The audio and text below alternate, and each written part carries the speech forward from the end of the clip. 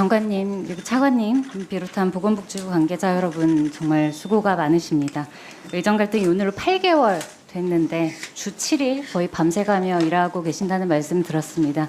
진심으로 노고에 감사드리고 상황 해결을 위한 의견을 모으는데 오늘 감사를 집중할 수 있으면 좋겠다는 생각이 듭니다. 또 오전 질의 때 장관님께서 전공의 사직과 의대생 휴학에 대해서 증언뿐만이 아니라 수가와 법적 리스크 또 7대 요구안까지 언급해 주신 부분에 대해서는 이전 청문회에 비해서 이해가 많이 깊어지셨고 또 다양한 관점으로 노력하고 계시다는 거 제가 느낄 수 있어서 그 부분에 대해서도 대단히 고무적이라고 생각하고 있습니다. 그런데 지금 장관님 노력해 주시는 것과는 별개로 정책 방향은 아직 설득력을 가지기는 조금 어려운 걸로 보입니다. 지금 의기특위에서 1차 의료 개혁안 나왔죠. 네, 그렇습니다. 1차 실행 방안. 네, 1차 실행 방안 나왔는데 거기 의료계가 실제로 참여를 했습니까? 네, 의료계 뭐 병협 추천 인사들하고 몇 분은 참여하셨고요. 병협 외에 따로 참여한 단체는 없었죠. 병협을 의료계에서 의료계 입장이라고 인정을 하고 있다고 생각하십니까?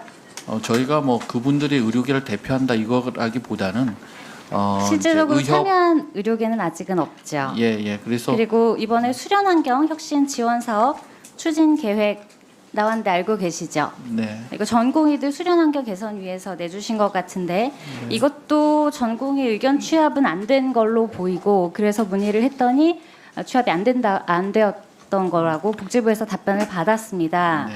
근데 교육부 연석회의 때 기억나시죠? 이주호 교육부 장관님이 의대 커리큘럼 모르는 상태에서 개혁안 내셔서 제가 좀 충격을 받은 적이 있었는데 이번에 이것도 사실 좀 비슷한 것 같습니다. 이거 보면 제가 한 장씩 넘겨보면서 봤는데 이게 장마다 수련 받아본 사람이면 와 이거 수련 안 받은 사람이 만들었구나 하는 생각이 드는 게 매 장마다 있어요. 이거 누가 만드신 거예요?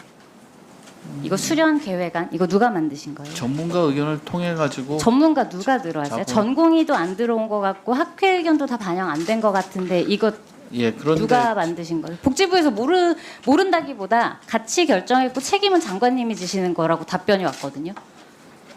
뭐 복지부가 하는 건 다 제가 책임을 져야죠. 근데 그거는 저희가 전공의 분들이나 의학회 분들의 참여를 배제한 것이 아닌데 참여를 부탁을 드렸는데 참여를 거부를 하셨고 그렇다고 저런 수련 계획을 마냥 늦출 수만은 없기 때문에 그래도 활용 가능한 전문가분들의 의견을 들어가지고 저희가 만든 수련이라는 겁니다. 게 복지부에서 상상하시는 것처럼 이렇게 간단한 시스템일 수가 없거든요. 이 외상외과나 소아정신과는 사실 같은 직업이라고 보기도 어려울 정도로 수련 시스템이 다를 수밖에 없고요.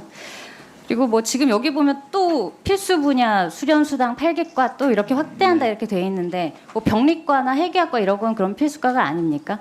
거기도 여전히 지금 부족이 있는 상황인데 또 술기 교육 강화 이런 것도 있어요. 근데 아직 전공의와 학생도 구분이 잘 안 되시는 것 같기는 해요. 왜냐하면 전공의들은 이 술기를 하나하나 가르쳐 줄 수 있는 대상이 아니거든요. 학생 때 다 배우고 전문 영역에서 실제 환자를 데리고 응용을 하는 사람들인 건데 그것도 배운 그렇기 거 때문에 아닌가요? 술기 종류와 레벨이 말할 수 없이 많고 아주 기초적인 건 오히려 따로 가르칠 필요가 없는 경우가 훨씬 많습니다. 상상으로 되는 게 아니에요. 심화적인 건 획일적인 과정으로 가능하지가 않죠. 이러니까 전공의들이 정부를 대화 가능한 상대로 못 보는 겁니다. 전공의 만나고 계세요? 만나기로 노력한다고 약속하셨죠? 뭐 밝힐 수는 없지만 또 몇 분 몇 분 만나셨어요? 예. 지금 전공의들 생각이 2월에 비해서 나아졌나요? 아니면 나빠졌나요? 그거는 뭐 또 나빠지고 있어요. 뭐 다양한 의견 다양한데 나빠지고 있습니다. 현상이 해결되기 더 어려운 상황으로 가고 있어요. 왜냐하면 지금 정부나 한국의료 자체의 기대가 더 없어지고 있다는 걸 저는 느낍니다. 지금 당사자들을 만나고 설득해서 정책을 짜야 되는데 아무것도 안 된 상태에서 자꾸 상상으로 뭐가 나오니까 점점 얘기하기가 어려워지는 거예요. 제가 개별적으로 만난 전공의가 450명이 좀 넘고요. 세미나나 학회에서 개별적으로 얘기한 학생이 1000명 이상 됩니다. 그래서 이거 지금 다 받아왔어요. 다 전공의 의대생들이 자필로 쓴 겁니다. 이거 보여주세요. 지금 공통적으로 언급된 내용 제가 파워포인트로 몇 개 만들어 왔습니다. 띄워주세요. 지금 2028년 건보 누적 적립금 고갈되는 거 걱정하고 있습니다. 민영화로 가는 포석 아닌지 걱정합니다. 정부 정책에 대한 우려를 하는 겁니다. 다음 보여주세요. 또 나오죠. 건보고가 현실화됐고 출산율 경제지표, 지금까지 의료는 앞으로 우리가 누리기 어려울 거다. 올바른 정책의 입안이 필요하다. 그리고 정부가 더 이상 의사 자체를 뭉뚱그려서 나쁘게 이야기하지 말고 국민들의 인식 개선을 할 수 있게 도와달라. 마지막이 다시 응급의학을 할 수 있는 환경이 돌아올 수 있다면 좋겠습니다로 끝납니다. 다음 보여주세요. 대구에 있다고 합니다. 대구 지역 모교에서 외과 수련하고 있는데 제대로 수술을 배울 수 있는 환경이 아니어서 후배에게 외과하라는 얘기 못하겠다고 합니다. 한 개, 두 개 술기 가르쳐서 되는 내용이 아닌 겁니다. 전공의들이 직접 수술에 참여하고 환자를 책임질 수 있고 그 과정이 안전하게 보호받기를 원하는 거고요. 다음 보여주세요. 의대에 올 때 바이탈과 하고 싶었는데 그 마음이 처음에 있었던 마음이 이런 일련의 과정을 거치면서 없어지고 있다고 안타까워합니다. 망설이게 만든다고 하고 앞으로 우리나라가 이걸 힘든 일이 아니라 보람된 일로 인식할 수 있게 해달라고 부탁을 합니다. 다음 보여주십시오. 서울에서 학교를 졸업했지만 여러 조건 때문에 지방에서 바이탈을 선택했다고 합니다. 여러 요인이 충분히 가능한 겁니다. 이 시점에도. 의료 공백 해결하기 위한 근무 조건의 개선과 함께 의료 전달 체계에 대한 대대적인 개편이 필요합니다. 지금 이 사람들이 원하는 건 10년 뒤에 내 경쟁자가 나올 거니까 지금 안 하겠다는 게 아닙니다. 이 시스템의 붕괴를 진지하게 걱정하고 있는 거고 저게 제가 좋은 말 골라온 게 아닙니다. 가장 많은 이야기 뽑아서 온 겁니다. 다시 다음 보여주세요. 이번에 교육부에서 나온 이야기들이 있는데 의과대학 학사 정상화라는 제목이 붙어 있습니다. 그런데 내용 오늘도 많은 위원님들 말씀하셨지만 이건 공정도 아니고 정의도 아니죠.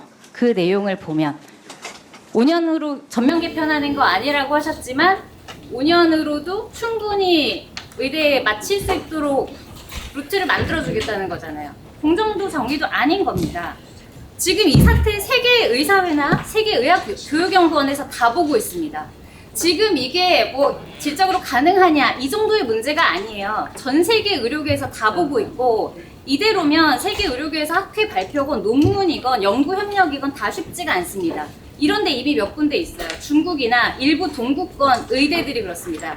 자국 내에서는 인정받는데 세계에서는 제대로 된 의사라고 인정을 못 받는 겁니다. 의사는 잘 양성을 해야지 이렇게 양산해서 되는 건 아니고요. 지금은 국회도 정부도 의료계도 마찬가지고 문제를 해결해야지 누구를 경질하자 책임을 누가 져라 이거 누가 결정했냐 한 시기는 저는 끝났다고 봅니다. 그런데 이런 점에서는 저는 전공의 복귀도 이제는 의미가 없는 논의라고 보는 겁니다.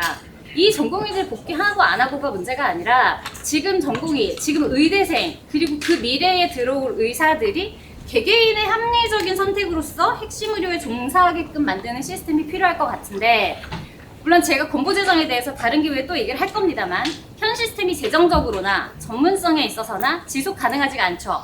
그러면 국가 계약이나 수가 관련한 전반적인 시스템을 개편해야 한다는 점에 대해서 새로운 대책이 있었으면 좋겠고 그것이 개개인이 합리적으로 판단할 수 있을 때 저는 이 문제가 해결된다고 봅니다. 네, 제가 의원님만큼 전문성이 있지 않는데 지금 좋은 말씀을 많이 해주셨는데 이런 것도 서로 만나가지고 얘기를 해야 서로 의견을 이런 거 자꾸 나오니까 나올 수가 없는 거예요. 모르는 상대와 말할 수가 없어서요.